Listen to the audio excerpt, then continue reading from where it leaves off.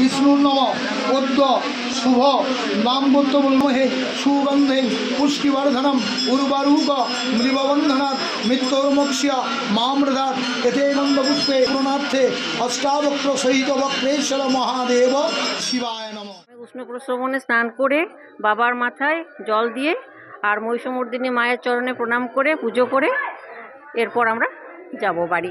ভীষণ ভালো লাগছে, এত ভিড় হয়েছে, স্নান করে ভীষণ আনন্দ, ভীষণ মজা পেয়েছি আমরা। আর বাবার মাথায় জল দিয়ে পুজো করে খুব আনন্দ পেয়েছি, আর মায়ের পুজো করেও আমরা খুব আনন্দ পেয়েছি। মকর সংক্রান্তিতে আমরা ভোর 4টের সময় উঠে নিয়ে আমরা এই বক্রেশ্বর মন্দিরে পুজো করি, স্নান করি।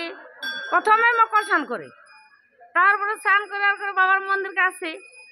এইখানে আমাদের বাবা শিব আছে, বাবা শিবকে খুব মানি গুনি চলি। মকর সংক্রান্তি, এই মকর সংক্রান্তির পূর্ণ লগ্নে মহাপীঠস্থান সতীপীঠ ঋষি অষ্টাবক্রমণী বক্রেশ্বর বাবার এই চিত্রে সকাল থেকেই বহু পুণ্যার্থী মকর স্নান করার জন্য এসেছেন এবং যত বেলা বাড়বে এই ভিড় আরও উপচে পড়বে।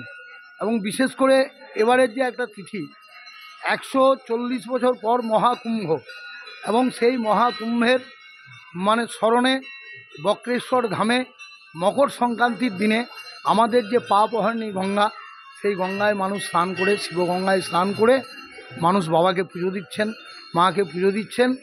এবং আমরাও মন্দিরের পক্ষ থেকে সমস্ত ভক্তদের উদ্দেশ্যে এই মকর সংক্রান্তির পূর্ণ লগ্নে ভক্তদের ভালো হোক, ভক্তরা ভালো থাকুন, সারা বছরই এটা প্রভুর কাছে কামনা করছি। জয়দেব থেকে এখান থেকে মকরের স্নান হলো, ওরা জয়দেব গেলেন, আবার জয়দেবে যারা স্নান করলেন তারা এই বক্রেশ্বর ধামে আসছেন।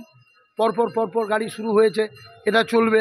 আবার এখান থেকে তারাপীঠ, অনেকে আবার তারাপীঠ থেকে আছে, আজকে আবার তারাপীঠ থেকে বক্রেশ্বরের উদ্দেশ্যে বেরিয়েছেন। সেই কারণেই যত বেলা বাড়বে ভিড়ের সংখ্যা তত বেড়ে যাবে। যে লাইন দেখছেন এই লাইন আরও বেড়ে যাবে।